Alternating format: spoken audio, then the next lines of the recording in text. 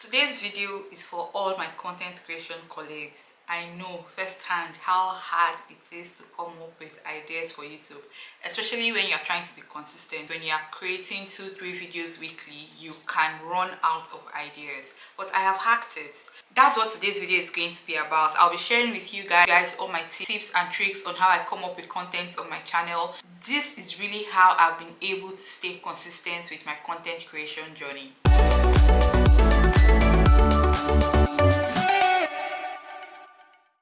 Hello guys, welcome to my YouTube channel. My name is Onye and I am just a girl. I'm just a girl, guys, who is a wife, a mom, and I create content around my life, so you can call this a lifestyle channel, if you will.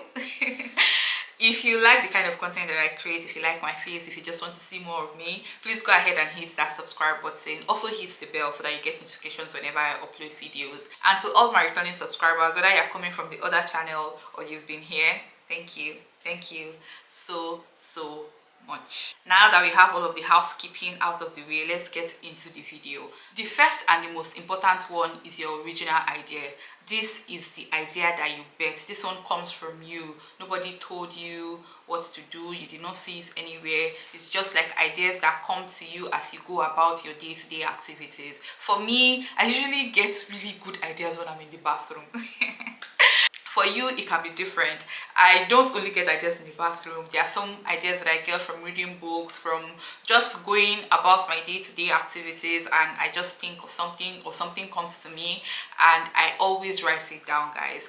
I would enjoin you to always write your ideas down. Have a book, have a place where you write all your ideas down, no matter how stupid or how flimsy you think that they are. Just write it down. I use my phone to do this, so if you look at my phone, you'll find very random ideas that I just get as I go along my day-to-day life, and I just write it down. And when I feel unsure and I don't know what to film, I just go to my notes and I will definitely find something to talk about. One advice I'm going to share that has helped me is not to sit on your ideas for too long.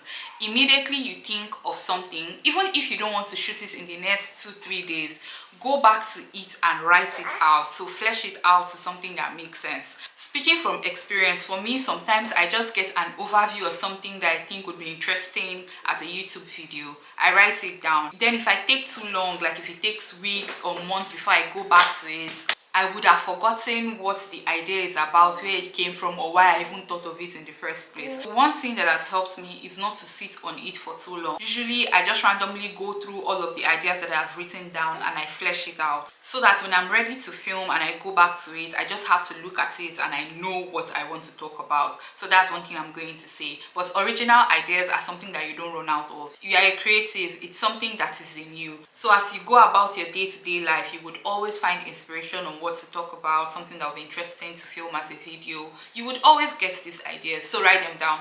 Original ideas, that's what makes your content you. Nobody can replicate it, or even if they can, they won't do it as you would do it, and that's why it's original. But this is not to say that two people cannot get the same content ideas. I cannot tell you the number of times that something has come to me and then I go online or wherever and I just see exactly the same thing.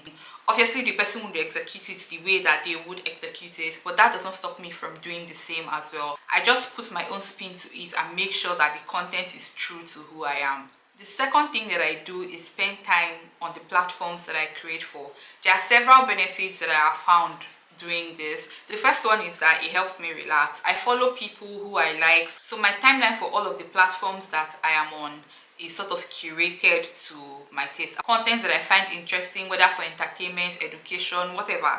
So I have curated my timeline in that way. So whenever I'm online, I always see something that inspires me. I see something that I like. So that's one thing that it can help you do. Another thing that it can help you do is to stay on top of trends. So if you scroll through your social media for long enough, you will definitely know the content that is trending, the sound that is trending, just what is happening on the platform that you are on. Another thing that you get from spending time on the platform that you create for is that you get inspiration. So I have created my timeline. Like I said, I follow people who inspire me, content creators that I like what they are doing. So whenever I'm online, I sort of see what other creators are doing, and it inspires me to create more. I guess not only content ideas, but also tips and tricks on how to improve the way that I create, whether it's lighting setup, camera setup, just camera confidence. It can anything really. So that's another thing that I would advise you to do, is to spend time on the platforms that you create for. It's going to really help you in coming up with ideas for your own channel. The third thing that I do is to jump on trends. I try not to do a lot of this because they don't usually provide any sort of value. They are just like for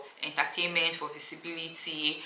If something is trendy, it means that new people will see you because it's something that the platform is recommending to more people. So that's one benefit you can get from jumping on trends. But I would not advise that you do this often because, like I said, it doesn't provide any sort of value, and people who follow you from those sort of contents don't necessarily watch your other valuable stuff. So I would advise that you do very little of those, and make sure that whatever trends you are jumping on relates to your overall content niche. The fourth thing that has helped me with generating content for my channel is ChatGPT. You guys already knew this one was coming, right? Like, if you don't know, what have you been doing? In this day and age, in 2025, if you are not leveraging AI in your content creation journey, then you are slacking. You are really slacking, because what have you been doing? What are you doing?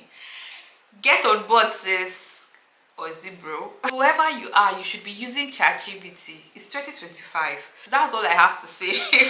But really, it's a tool that is available to use. It's an intelligent tool that you can leverage for your content creation journey. What this has helped me do, and is still helping me do, is to come up with good scripts for my ideas. I use it to generate ideas sometimes, but the thing with ChatGPT is those ideas that you generate for you, you still have to make it your own. Like, you can't use it the way it is. The same thing with the scripts as well.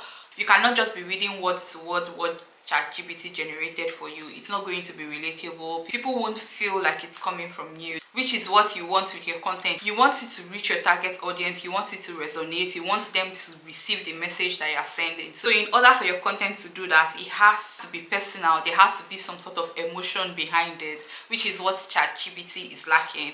So you can take whatever it is it has generated for you and then put some emotions behind it, put your personality behind it, and that's all you need really. It's a very intelligent tool that can make your journey a lot more easier. For me, I'm a mom. In fact, I've been carrying my daughter up and down since I've been filming this video. So I need something that is as fast as ChatGPT to help me get on with things. And that's what I use it for. To generate quick ideas, quick scripts that I can then refine to my taste to be able to stay consistent with my content on YouTube. That's it, guys. That's all of the ways that I generate content for my channel. That's the way that I've been able to stay consistent, and I'm hoping that I will continue to stay consistent with creating content here on YouTube and on other platforms as well. I hope this video helped you. If it did, please give this video a thumbs up. Subscribe if you are not yet subscribed to my channel, and I'll see you in my next one.